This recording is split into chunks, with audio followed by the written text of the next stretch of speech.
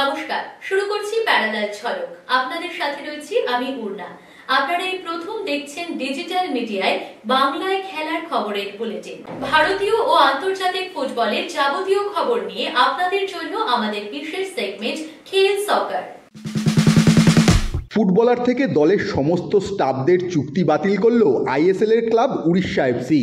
ISL এর অনিশ্চয়তার জন্যই বড় সিদ্ধান্ত নিয়ে ফেলল তারা। শুক্রবার দিল্লি সকার প্রাইভেট লিমিটেডের পক্ষ থেকে মেল করে সকল ফুটবলার আর স্টাফদের জানিয়ে দেওয়া হয়েছে 5ই আগস্ট থেকে সব ফুটবলারদের চুক্তি বাতিল করল উড়িষ্যা এফসি। ফেডারেশনের সঙ্গে এফএসডিএল এর এমআরএ না হওয়ায় আইএসএলকে স্থগিত করেছে এফএসডিএল, যার ফলে সামনের দিকে কিছুই দেখতে না পেয়ে চূড়ান্ত সিদ্ধান্ত নিয়ে ফেলল উড়িষ্যা এফসি। তবে শুধু উড়িষ্যা এফসি নয়, আইএসএল এর বাকি ক্লাবেরাও এই পথেই হাঁটতে চলেছে। ইতিমধ্যেই ফেডারেশনকে মেল করে ধোঁয়াশা কাটাতে বলেছে আইএসএল এর 8 ক্লাব।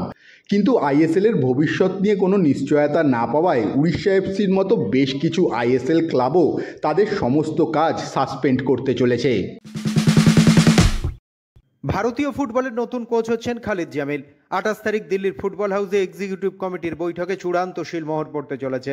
মানালোর পরবর্তী অধ্যায়ে স্বদেশি কোচেই আস্থা রাখতে চাইছে ভারতীয় ফুটবল ফেডারেশন। 11ই জুন হংকং ম্যাচের ঠিক পরের দিনই আমরা এই খবরটা দেখিয়েছিলাম, ভারতীয় দলের কোচ খালিদ জামিল। আমাদের সেই খবরে এদিন সরকারিভাবে শিলমোহর দিল ভারতীয় ফুটবল ফেডারেশন। ভারতীয় ফুটবলের নতুন কোচ খালিদ জামিল শুক্রবার দিল্লির ফুটবল হাউসে টেকনিক্যাল কমিটির উপস্থিতিতে খালিদকেই বেছে নিল ফেডারেশনের এক্সিকিউটিভ কমিটি। তবে ফেডারেশনের এই সিদ্ধান্তটা হওয়ারই ছিল। আজ থেকে প্রায় 1 মাসেরও বেশি সময় আগে যেদিন মানালো পদত্যাগ করেছিলেন, সেই দিনই আমরা প্যারালাল স্পোর্টস জানিয়েছিলাম ভারতের পরবর্তী কোচ খালিদ জামিলই। আমাদের সেই খবরের শিলমোহর পড়ল শুক্রবার। ভারতীয় কোচের পদে 170 জনের আবেদন জমা পড়ার পর 3 জনকে শর্টলিস্ট করেছিল টেকনিক্যাল কমিটি। কনস্টান্টাইন আর তার্কোভিচের থেকে এই রেসে অনেকটাই এগিয়েছিলেন 4 বছর ধরে আইএসএল এর হেড কোচের দায়িত্ব সামলানো খালিদই। এমনকি আরমান্দো কোলাসো আর বিমল ঘোষেরও ভোট ছিল খালিদের দিকেই। কারণ স্পষ্ট, বিদেশি কোচকে ভালো বেতন দেওয়ার ক্ষমতা এই মুহূর্তে ফেডারেশনের নেই। তাই খালিদকেই বেছে নিল ভারতীয় ফুটবল ফেডারেশন।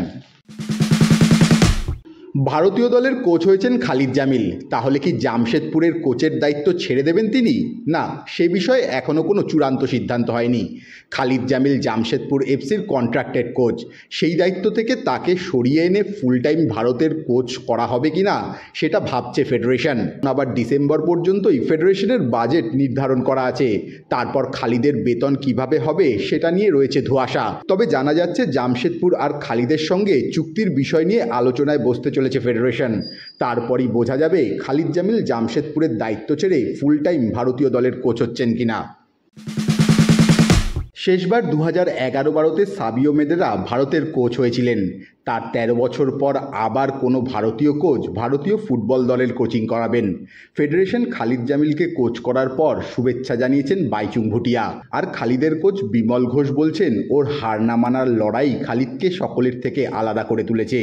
তিনি আশাবাদী এই দায়িত্বেও সফল হবেন Khalid Jamil. So congratulations and all the best. So I can only say congratulations, all the best. So one of the best আর অনেক ডেডিকেশন হচ্ছে, আর অনেক ডিটারমাইন্ড হচ্ছে, আর একদম ডিসিপ্লিন হচ্ছে। ওর স্পেশালিটি এটাই হচ্ছে, ও অনেক ডেডিকেটেড হচ্ছে। ও নেভার সে ডাই অ্যাটিটিউড এমনি আছে ওর। আচ্ছা, ওই জিনিসটা অনেক কম মধ্যে লোকের মধ্যে থাকে, তাই না? আচ্ছা। যখনই ও প্লেয়ার থেকে কোচ হয়েছে আর কোচ থেকেও ভালো করছে। তো ডোন্ট গিভ আপ, লাস্ট তক we will try, we will achieve hour গোল। ওই জিনিসটা ওর কাছে আছে। এখন ভালো ম্যাচুরিটি হয়ে গেছে। আগে ও অনেক একটু র ছিল যখন মুম্বাই এফসিতে ছিল। পরে আইজলে গেছে, ভালো করেছে। পরে কলকাতায় গেছে, একটু ভালো করেনি, কিন্তু প্রবলেমটা আরো কিছু ছিল, হ্যাঁ না? আর পরে নর্থ ইস্টে অনেক ভালো করেছে, 12টা ম্যাচ জিতেছে। জামশেদপুরে অনেক ভালো করেছে। যে এত র প্লেয়ার নিয়ে জিততে পারবে, তো এই প্লেয়ার নিয়েও জিততেই পারবে। এক ফার্স্ট ম্যাচটা জিতে গেলেই টার্নিং পয়েন্ট হয়ে যাবে, আর পুরো ইন্ডিয়া সাপোর্ট করবে। সব থেকে বেশি ভালো জিতবে। একটা ফার্স্ট ম্যাচ জিতে গেলে সিধা কোয়ালিফাই হয়ে যাবে। কেন কি দেখো, যেমনি মেয়েদের টিম জিতেছে, পুরো ইন্ডিয়া ফুটবলকে সাপোর্ট করছে। এখন তো কেউ জিজ্ঞেস করছে না কি হয়েছে কি না, তাই না? अगर मेंस टीम जीते যাবে তো পুরো ফুল ইন্ডিয়া সাপোর্ট। ওটা অনেক ইন্ডিয়া ফুটবলে আগে করবার জন্য ওটা ক্রিকেট থেকেও আগে যেতে পারবে আগার ইন্ডিয়াটা ভালো পারফর্ম করলে অনেক। ইস্টবেঙ্গল ক্লাবের 106তম প্রতিষ্ঠা দিবসে সারাদিন ধরে জাঁকজমকপূর্ণ অনুষ্ঠান। সকালে ক্লাব তাঁবুতে প্রতিষ্ঠাতা সুরেশচন্দ্র চৌধুরী, শৈলেশ বসু, নশা সেনের প্রতিকৃতিতে মাল্যদান করে শুরু হয় 1 আগস্টের সকাল। ক্লাবের পতাকা উত্তোলন করে ক্লাবের মাঠে শতাধিক বেলুন উড়ানো হয়। সকালের অনুষ্ঠানে ক্লাব কর্তাদের সঙ্গে উপস্থিত ছিলেন কার্যকারী কমিটির সদস্য ও প্রাক্তন ফুটবলাররা। আর এই দিনেই ক্লাবের মাঠে ফুটবলকে ফিরিয়ে আনার কথা বললেন ইস্টবেঙ্গল কর্তা দেবব্রত সরকার।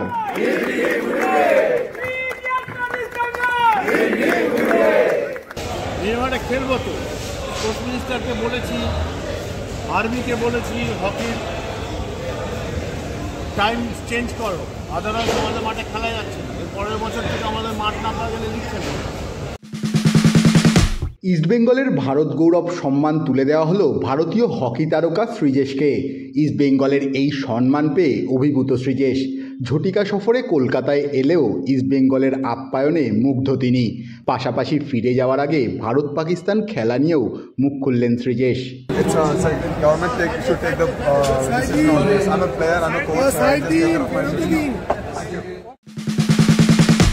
ইস্টবেঙ্গলের অনুষ্ঠানে হাজির কোচ অস্কার ব্রুজো সহ সকল ফুটবলাররা। হামিদ, রাশিদ, মিগুয়েলরা স্টেজে উঠতেই লাল হলুদ জনতার বাঁধনহারা উচ্ছ্বাস। তবে শুধু অস্কারের ইস্টবেঙ্গলই নয়, অনুষ্ঠানে উপস্থিত ছিলেন রিজার্ভ টিমের ফুটবলাররাও। সদ্য ডার্বি জেতা বিনো জর্জের দলকেও বিশেষ সম্মান দিল club.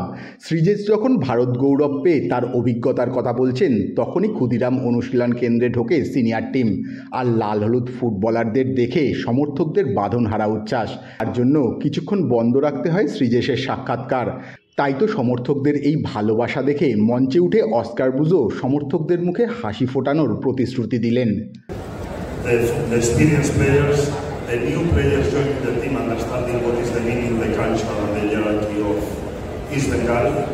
So proud moment for all of us, and what I can tell to all of you is that I'm going to do whatever it takes to bleed that blood that you are waiting to become champions.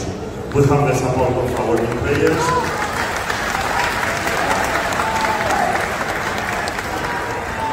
We have here our squad. From the first week of practice, I think that this year it can be the year of the change. So I just want to appreciate everybody that has given us the trust. And one more time, joy is Bengal. Lal Hulud. ইস্টবেঙ্গলের বর্ষসেরা footballer Souvik Chakraborty আর সেরা উক্তি footballer PV Vishnu মঞ্চে এসে পুরস্কারই নিলেন না দুজনে। সমর্থকরা যাতে এবার মরশুম শেষে হতাশ না হয় তার জন্য প্রতিশ্রুতিও দিলেন।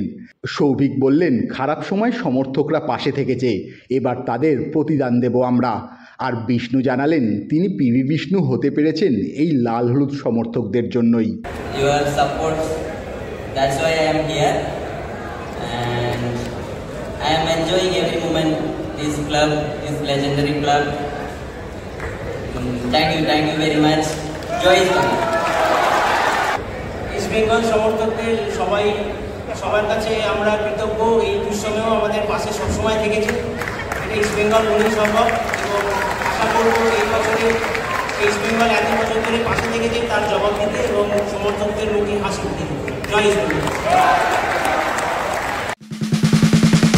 ইস্টবেঙ্গলের অনুষ্ঠানে কর্তা দেবব্রত সরকারের গলায় ইস্টবেঙ্গল আর লাল হলুদ আবেগের কথা। বিপক্ষ দলের বর্ষসেরা ফুটবলার যখন পুরস্কার নিতেই আসেনি, তখন ইস্টবেঙ্গল কর্তা সব কোচ ফুটবলারই শুধু নয়, ম্যানেজমেন্টের কর্তাদেরও নিয়ে আসেন অনুষ্ঠানে। তাই তো স্টেজে দেখা গেল থংবই সিংটো লাল হলুদ উত্তরীয় নিতু সরকারকে পরিয়ে দিতে যাচ্ছেন। কিন্তু অতিথি আপ্যায়ন করে থংবইকে লাল হলুদ সম্মান দিলেন দেবব্রত সরকার। সঙ্গে বললেন, আমরা এখন দেশ বিদেশে নক করছি।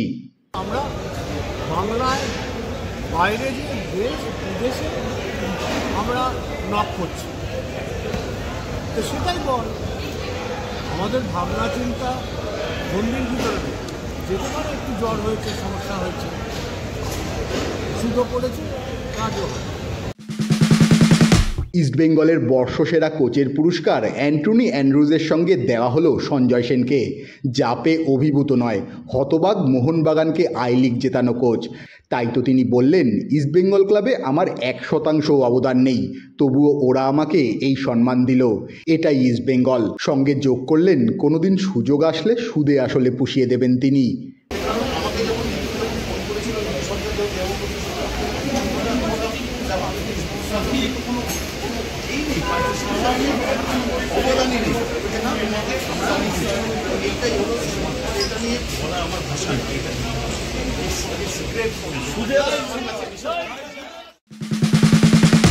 একসাথে 14 জন মহিলা ফুটবলারের সঙ্গে চুক্তি বাড়িয়ে নেওয়ার সিদ্ধান্ত নিল ইস্টবেঙ্গল।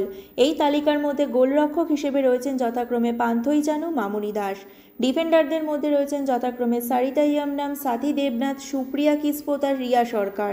মাঝমাঠের ফুটবলারদের মধ্যে রয়েছেন কার্তিকা আঙ্গামুতু, সন্ধ্যা রঙ্গনাথন, সঙ্গীতা বাসপুত, থান্ডামণি বাস্কি। এছাড়াও ভালো পারফরমেন্স করার জন্য 4 ফরোয়ার্ড সৌম্য গুগল, সুলঞ্জনা রাহুল, সন্ধ্যা মাইতি, রেস্টি নানাজির সঙ্গে চুক্তি বাড়ানোর সিদ্ধান্ত নিয়েছে ক্লাব। মোহনবাগান কোচ শহরে পা রাখতেই মোহনবাগান মাঠে অনুশীলন সবুজ মেরুনের। বৃহস্পতিবার মাঝরাতে তার সহকারী কোচকে সঙ্গে নিয়ে শহরে এসেছেন হোসে মলিনা, আর শুক্রবার বিকেলেই মোহনবাগান তাঁবুতে সবুজ মেরুন কোচ। সমর্থকরাও পুষ্পবৃষ্টি করে বরণ করে নিলেন বাগানের হেড স্যারকে। গত মরশুমে আইএসএলে জোড়া ট্রফি জিতিয়েছেন, তাই সমর্থকদের প্রত্যাশা আরও বেড়ে গেছে বাগানের হেড স্যারের উপর। মাঠে নেমেই বাস্তব রায়ের থেকে দায়িত্ব বুঝে নিলেন, আর ফুটবলারদের সঙ্গে পরিচয় পর্ব মিটতেই নতুন মরশুমের নতুন চ্যালেঞ্জের জন্য প্রস্তুতি শুরু করে দিলেন হোসে মলিনা। রিয়াল মাদ্রিদ তারকা রাউল এসেন্সিওর সঙ্গে অনুশীলন শেষ। এবার কলকাতার পথে মোহনবাগানের তারকা ডিফেন্ডার আলবার্তো রড্রিগেজ। শনিবার সকাল 8:15 দমদম বিমানবন্দরে পা রাখবেন আলবার্তো। এসেই ডুরান্ডে খেলতে হবে, তাই নিজের দেশেই এসেন্সিওর সঙ্গে প্র্যাকটিস করে নিজের ফিটনেসের শান দিয়েছেন। এবার শহরে এসেই বাগানের রক্ষণে নেমে পড়তে হবে আলবার্তো রড্রিগেজকে। শুক্রবার সকালে শহরে পা রেখেছেন টম আলট্রেড, আর বিকেলে মোহনবাগান অনুশীলনে বাগানের নির্ভরযোগ্য ডিফেন্ডার। এসেই নতুন করে পরিচয় পর্ব সেরে নিলেন টেকচাম অভিষেক সিংয়ের সঙ্গে। তবে শুধু টমই নয়, ব্যক্তিগত সমস্যা মিটিয়ে শহরে এসে শুক্রবার দলের সঙ্গে যোগ দিলেন Sahal Abdul সামাদও।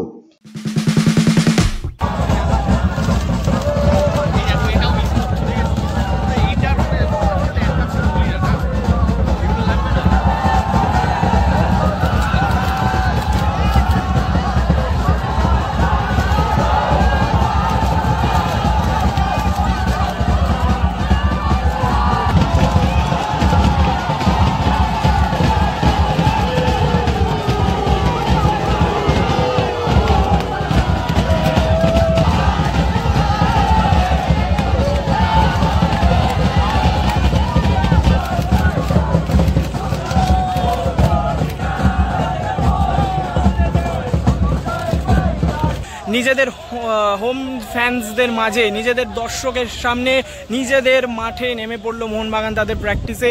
Coach Jose Molina এবং Tom Aldred, defender Tom Aldred আজকে এসেছিলেন শহরে, এবং তারা কিন্তু রেস্ট না নিয়েই নেমে পড়লেন আজকের মাঠে প্র্যাকটিস সেশনের জন্য। এছাড়াও প্রত্যেকটা ফ্যান্স, প্রত্যেকটা প্লেয়ার এবং কোচের নামে স্লোগান তুলছে, এবং সেই স্লোগানের সামনে তারা কিন্তু খুব খোশ মেজাজে আজকে প্র্যাকটিসে নেমে পড়লো। শহরে বৃষ্টি হলেও কার্যত বন্যা দেখা গেল ডায়মন্ড হারবার বনাম বিএসএফ ম্যাচে। বিএসএফ এর কাছে দুঃস্বপ্ন হয়ে থাকবে ক্লেটন সিভেরা।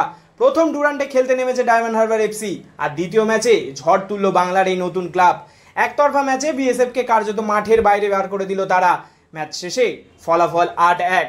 ক্লেটন সিভেরা একাই করলেন 4টি গোল, লুকা মাচেন করলেন জোড়া গোল, একটি করে গোল জবি জাস্টিন ও পল রামফাং জাউহার। ম্যাচের দ্বিতীয় মিনিটেই গোল ক্লেটনের, আর তারপর যেন প্রতিপক্ষ রক্ষণকে ছিন্ন ভিন্ন করে দেয় কিবু ভিকুনার ছেলেরা। লুকা মাচেন, যাকে পাঞ্জাব থেকে দলে এনেছে ডায়মন্ড, তিনিও জানিয়ে দিলেন তিনি গোলের জন্য কতটা ক্ষুধার্ত। অর্ধেক ম্যাচেই 4-0 এগিয়ে গিয়েছিল ডায়মন্ড হারবার। দ্বিতীয়ার্ধে খেলার গতি কমলেও থামেননি ক্লেটনরা। 67 মিনিটে নিজের হ্যাট্রিক পূর্ণ করে ক্লেটন। তারপর 90+2 মিনিটে নিজের চতুর্থ গোল করে। বিএসএফ অবশ্য 88 মিনিটে একটি সান্ত্বনার গোল পেলেও ততক্ষণে কিশোর ভারতীর গ্যালারিতে ডায়মন্ড সমর্থকেরা স্লোগানে গলা ফাটাচ্ছেন। ডুরান্ডের ইতিহাসে নিজেদের সেকেন্ড ম্যাচেই এমন প্রদর্শন নিঃসন্দেহে বড় বার্তা ডায়মন্ড হারবারের পক্ষ থেকে মোহনবাগানকে। তারা জানিয়ে দিল তারা তৈরি মোহনবাগানের জন্যে। আই লিগ থেকে আইএসএলে শোনা যাচ্ছে গোলরক্ষক সত্যজিৎ বরদলৈয়ের নাম। আই লিগের দল এসসি বেঙ্গালুরুর হয়ে মাত্র 4টি ম্যাচে খেলার সুযোগ পেয়েছিলেন। তবে গত মে মাসে ক্লাবের সঙ্গে চুক্তি শেষ হয়েছে এই ফুটবলারের। শোনা যাচ্ছে রিজার্ভ বেঞ্চকে শক্তিশালী করতে এবার তাকে নিতে আগ্রহী জন আব্রাহামের নর্থ ইস্ট ইউনাইটেড এফসি। এবছর মেতে ইউএফা চ্যাম্পিয়ন্স লিগ জয়ের পর মিউনিকে পিএসজি এর সমর্থকদের উদ্দাম উৎসব করার শাস্তি পেল ক্লাব। ইউরোপীয় ফুটবলের নিয়ামক সংস্থা ইউএফা 1,69,208 মার্কিন ডলার ফাইন করেছে পিএসজিকে। ইন্টার মিলানকে 5 গোলে হারিয়ে চ্যাম্পিয়ন্স লিগ জিতেছিল পিএসজি। বিশ্বজুড়ে 22 গজের নানান রকম খবর, ক্রিকেটের সেই সমস্ত খবর নিয়ে আমাদের বিশেষ সেগমেন্ট লিগ ছক্কা।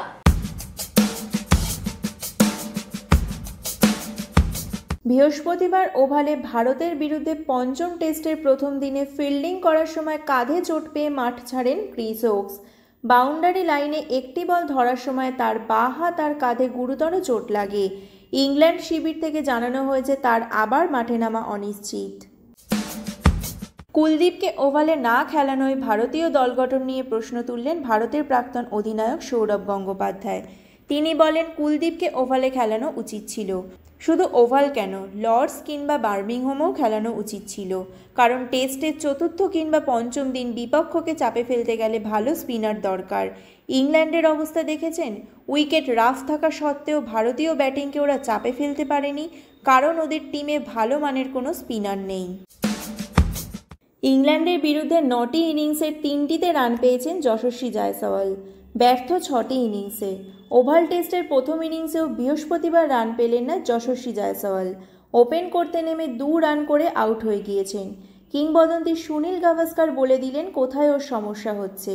তার পর্যবেক্ষণ সামনের পা এবং বাঁ কাঁধ ঠিক জায়গায় থাকছে না যশস্বীর, তাই শরীরের ভেতরে ঢুকে আসা বল খেলতে সমস্যা হচ্ছে। বুমরার ওয়ার্কলোডের কারণ দেখিয়ে না খেলায় বিরক্ত ভারতীয় বোর্ড। ওভালের গুরুত্বপূর্ণ ম্যাচের বিশ্রামে বুমরা, কিন্তু মোহাম্মদ সিরাজ তো 5টি টেস্টেই খেলেছে। তাহলে কি ওয়ার্কলোডের ক্ষেত্রে বৈষম্য হচ্ছে? বুমরা কি নিজেই সিদ্ধান্ত নিচ্ছেন কোন টেস্ট খেলবেন আর কোন টেস্ট খেলবেন না? উত্তরটা যাই হোক না কেন, ওয়ার্কলোড নিয়ে নড়ে চড়ে বসতে বাধ্য হয়েছে বিসিসিআই। বিসিসিআই এর এক সূত্র জানিয়েছে স্ট্রেংথ ও কন্ডিশন কোচ প্রতিটি প্লেয়ারের জন্য ওয়ার্কলোড ঠিক করতে পারে, কিন্তু বুমরাকে কোন টেস্টে পাওয়া যাবে আর কোন টেস্টে পাওয়া যাবে না সেটা তার ফিটনেসের ওপর নির্ভর করবে, যা মেডিকেল দল ঠিক করবে। সেটা মাথায় রেখে বুমরাকে সেই টেস্ট সিরিজেই রাখা হবে যেখানে তিনি পুরো সিরিজ খেলতে পারবেন। এটাও বলা হয়েছে প্রত্যেকটা দল নির্বাচনের আগে মেডিকেল টিমকে বুমরার ফিটনেস রিপোর্ট বোর্ডের কাছে জমা করতে হবে। 2022-এ প্রথম ভারতের টেস্ট দলে জায়গা পেয়েছিলেন অভিমন্যু ঈশ্বরন। ঘরোয়া ক্রিকেটে ভালো খেলায় লাল বলের দলে জায়গা হয়েছিল তার, কিন্তু অভিষেক হয়নি। তারপর থেকে প্রায় 3 বছর প্রতিটা গুরুত্বপূর্ণ সফরে দলে থেকেছেন, কিন্তু প্রথম একাদশে জায়গা পাননি বাংলার ব্যাটার। পুরো সিরিজ জুড়ে বেঞ্চে বসে থাকতে হয়েছে তাকে। এই 961 দিনে অভিমন্যুর চোখের সামনে অভিষেক হয়েছে 15 জনের, কিন্তু তিনি তার টেস্টের টুপি পাননি। ক্ষুব্ধ বাবা রঙ্গনাথন ঈশ্বরানের সমালোচনায় গৌতম গম্ভীররা বলেছেন, আমার ছেলেকে আর কি প্রমাণ দিতে হবে। ফুটবল ক্রিকেটের বাইরেও খেলার দুনিয়ায় রয়েছে আরো নানা রকমের খবর, আর সেই সব খেলার খবর নিয়ে আমাদের বিশেষ সেগমেন্ট উইং প্লে।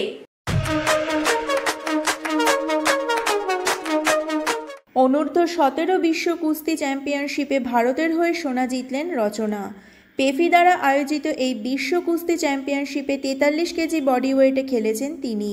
ফাইনালে 3-0 ব্যবধানে হারিয়েছেন চীনের জিন হুয়াংকে। টরন্টো মাস্টার্সে নিজের কেরিয়ারের 500তম এটিপি ম্যাচে জয়লাভ করলেন আলেকজান্ডার জাভেরেভ। 3 সেটে চ্যালেঞ্জিং জয়ে আর্নাল্ডিকে 6-7, 6-3, 6-2 গেমে পরাজিত করে ইউএস ওপেনের টিউন আপ ইভেন্টের চতুর্থ রাউন্ডে উঠে যান জার্মানির এই খেলোয়াড়। ইতিহাসে পুরুষ টেনিস খেলোয়াড়দের সর্বাধিক ম্যাচ জেতার তালিকার শীর্ষে রয়েছেন জিমি কর্নোস। চলতি কানাডা ওপেনে মহিলাদের শীর্ষ বাছাই কোকো গফ চতুর্থ রাউন্ডে উঠলেন। তৃতীয় রাউন্ডে তাকে ভেরেনিকা কুদেরমেটোভারের বিরুদ্ধে খুব কসরত করে জিততে হলো। 23টা ডাবল ফল্ট করেছেন গফ পুরো ম্যাচে। খেলার দুনিয়ায় শোনা যায় নানা রকমের মন্তব্য, আর সেই সব মন্তব্যের কোলাজ নিয়ে আমাদের বিশেষ সেগমেন্ট থ্রো ইন। আমার আশা মহিলারা, বিশেষ করে তরুণ প্রজন্ম এই সাফল্যের পর বিশ্বাস করবেন কোনো কিছুই অসম্ভব নয়। আমি তরুণ প্রজন্মকে কোনো বার্তা দেব না, তাদের মা বাবাকে বলবো ওদের পাশে থাকুন, আন্তরিকভাবে সমর্থন করুন। বিশেষ করে ব্যর্থতার সময় ওদের পাশে থাকা উচিত, সাফল্যের সময় পাশে ততটা প্রয়োজনীয় নয়। আমরা যখন সমতাসূচক গোল পেলাম তখন আমি সতীর্থদের উজ্জীবিত করার চেষ্টা করলাম। মেসি সেটা পছন্দ হয়নি। যখন ইন্টার মায়ামি জয়সূচক গোলটা পেল তখন মেসি একদম আমার সামনে এসে উদযাপন করলেন। মেসি ইতিহাসের সেরা, শুধু মেসি বলেই আমি চুপ ছিলাম, তার জায়গায় অন্য কেউ থাকলে নয়। আর লুইস সুয়ারেজ আমার আদর্শ। প্যারালাল ঝলক আজ এ পর্যন্তই। খেলার দুনিয়ার সেরা প্যাকেজ নিয়ে দেখতে থাকুন প্যারালাল ঝলক প্রতিদিন রাত 10টায়।